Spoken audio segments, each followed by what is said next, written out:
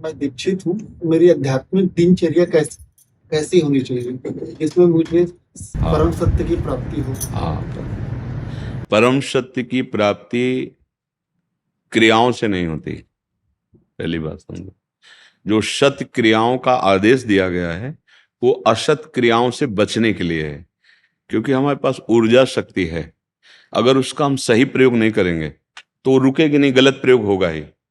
अगर हम समय को शास्त्र के अनुसार, कानून के अनुसार व्यतीत नहीं करेंगे, नियम के अनुसार व्यतीत नहीं करेंगे, तो नियम के विपरीत वो होगा ही होगा। तो वो क्रियाएं असत क्रियाओं के त्याग के लिए हैं। जितनी भी क्रियाएं हैं, भागवतिक, धार्मिक, सामाजिक, राजकीय, ये असत क्रियाओं के रोकने के लिए हैं। कानून ऐसा कहता है ऐसे चलना चाहिए, शास्त्र ऐसा कहता है ऐसे चलना चाहिए। भगवत प्राप्ति होती चिंतन से। जैसे एक चिंतन वासनात्मक चल रहा है, गलत चल रहा है, शरीर भाव से भोगों में विचरण, कभी भगवत प्राप्ति नहीं हो सकती। बात समझ रहे हैं?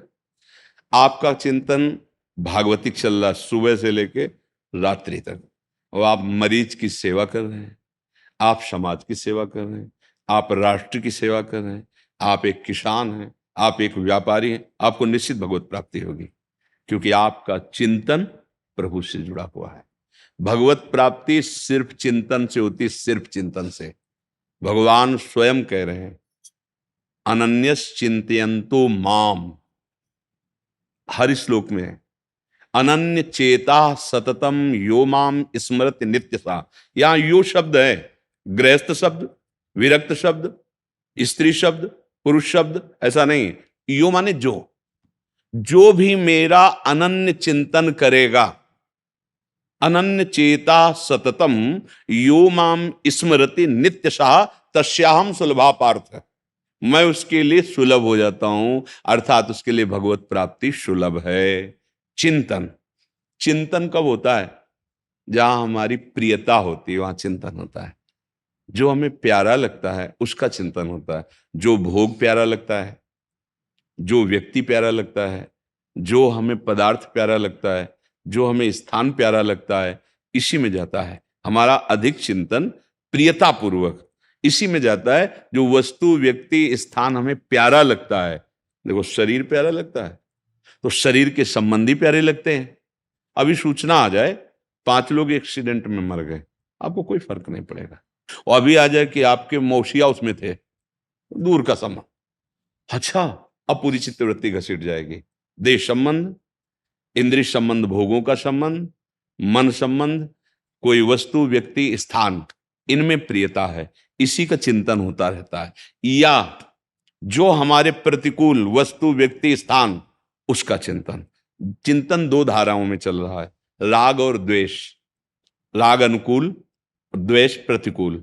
बस इसी चिंतन को राग और द्वेष से हटा के अद्वेष्टा सर्वभूतानां मैत्रा करुण एव च निर्ममो निरहंकारा सम दुखा सुखा क्षमी, वो भगवत प्राप्त हो जाता है। राग और द्वेष जनित जो चिंतन है, हमारी जो आध्यात्मिक ऊर्जा शक्ति है, वो इन 2 तारों में जा रही है। कोई रागात्मक, कोई द्वेष। आप देखो, जांच के देखो, अगर आध्यात्मिक हो तो अंतर्मुख हो, और देखो वस्तु, व्यक्ति, स्थान, जहां हमारा मन इंद्रियों के साथ जा रहा है वो तो प्रिय होगा और या कोई अप्रिय होगा। राग या द्वेष, राग द्वेष क्रियाओं से नहीं सुधारा जा सकता, चिंतन से सुधारा जा सकता है। पहली बात ये स्वीकार करनी होगी भगवत प्राप्ति के मार्ग वाले पति को, कि भगवान कह रहे हैं एकमात्र मैं ही सब रूपों में व्याप्त हूं। चलो उतना ज्ञान नहीं तो इतना ज्ञान, हम एक मंदिर में भगवान को मान सकते हैं, तो क्या इन मंदिरों में भगवान को नहीं मानेंगे क्या? अगर इन मंदिरों में भगवान नहीं है तो चेतनता किसकी है? ये चैतन्य घन कौन है? तुम जानते तुम कौन हो? अगर तुमसे पूछे तुम कौन हो तो अपना नाम बताओगे, शरीर का भाव रख के बोलोगे आप। तो क्या आप ये हो क्या? ये तो जला दिया जाएगा, ये तो मिट जाएगा। आप मिटने वाले नहीं हैं, आप अमिट, अविनाशी, दुख रहित, चाह रहित सच्चिदानंद प्रभु का स्वरूप हैं आप। अब वो ज्ञान अगर नहीं है तो बात मान तो लो ना। भगवान कह रहे मत्ता परतरम नान्यत किंचित अस्ति धनंजय, मेरे सिवा कुछ नहीं है। ब्रह्मा जी को उपदेश किया कि तुम मेरी माया की सृष्टि में जा रहे हो रचने लिए, तो ये ध्यान रखना, मैं ही मैं हूं, मेरे सिवा और कुछ नहीं है। मैं ही रचना करने वाला हूं, मैं ही जो रचना की गई वो भी मैं ही हूं, मैं पालन करने वाला हूं, मैं ही जो पालन किया जा रहा है जिसका वो भी मैं हूं, मैं ही विनाश हूं और जिसका विनाश किया जा रहा है वो भी मैं हूं। मैं के सिवा कुछ नहीं है और वो मैं हूं। बात समझ रहे ना? जब तक सिद्धांत नहीं समझेंगे तब तक भगवत प्राप्ति का कैसे भाव बनेगा? तो अब हमारी जहां वृत्ति जाए, चाहे राग से या द्वेष से, यदि हमारा ये भाव है कि ये मेरे प्रभु हैं, तो राग द्वेष का प्रभाव मिट जाएगा। अब सतत नाम मंत्र जो गुरु ने दिया है, कहीं ना कहीं तो जुड़ता है अध्यात्म का प्रतीक। सब नाम बराबर महिमा वाले हैं, सब भगवत प्राप्ति कराने में समर्थ है। प्रेम का रसास्वादन अलग अलग है, कोई निराकार, कोई साकार, कोई राम, कोई कृष्ण, कोई अमुक अमुक अमुक। भगवान के अनंत नाम, हरि लीला और हरि नाम, हरि रूप अनंत है। वो नाम निरंतर जपने का प्रयास करना, जहां जहां मन जाए वहां वहां प्रभु को देखना। जब सृष्टि नहीं थी तब केवल प्रभु थे, जब सृष्टि नहीं रहेगी तब भी प्रभु रहेंगे, तो बीच में जो कुछ है वो प्रभु ही प्रभु है। अव्यक्तादीनि भूतानि व्यक्त मध्यानि भारत, अव्यक्त निधनान्येव तत्र का परिदेवना। ये जो बीच में हम राग द्वेष कर रहे हैं, अच्छा बुरा मान रहे हैं, मेरी माया जनित मलिन बुद्धि का लक्षण है। वस्तुतः प्रभु ही, भगवत प्राप्ति की बात कर रहे हैं, व्यवहार की नहीं कर रहे। अब हमारा जब चिंतन अखंड होने लगा तो हम वही थे, वही रहेंगे, ये अनुभव हो जाता है।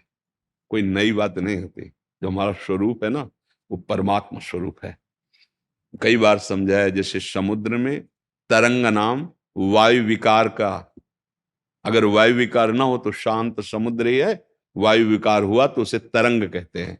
ऐसे ही वो ब्रह्म स्वरूप माया के कारण, जैसे वायु विकार ना कारण बना तरंग नाम का, ऐसे माया के कारण देहाभिमान प्रकट हो जाने से वो जीव कहा गया।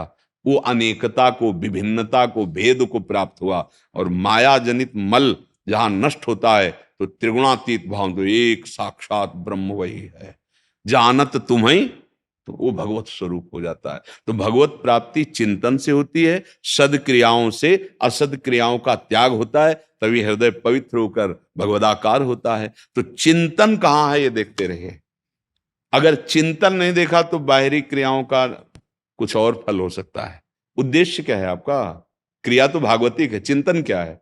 अब क्रिया एक सांसारिक है, वो कोई अधिकारी है, वो कोई किसान है, कोई व्यापारी है, या कोई राजकीय विभाग में, या कोई प्राइवेट किसी भी विभाग में कार्य कर रहा है, बड़ी जिम्मेवारी से काम कर रहा है, और अंदर से चिंतन है कि भगवान ये आपकी सेवा सृष्टि की है, और उनका स्मरण कर रहा है। अधर्माचरण वो महात्मा है, वो भगवत प्राप्ति के योग्य है, भगवत प्राप्त होगा।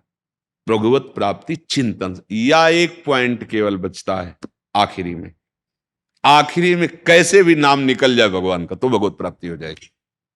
वो आखिरी का चांस है, पर वो तो बहुत मुश्किल होता है। जब जीवन भर अभ्यास संसार के चिंतन का भोगो किया तो आखिरी में वही चिंतन आएगा, वो प्रभु का। अचानक कोई ऐसी घटना घट जाती है, जैसे अजामिल के मुख से निकल गया नारायण नाम, बात उसकी बन गई। वो कोई बिरला ऐसा साधु कृपा, भगवत कृपा से, नहीं तो जीवन भर जिसका अभ्यास किया जाता है परिणाम वही होता है।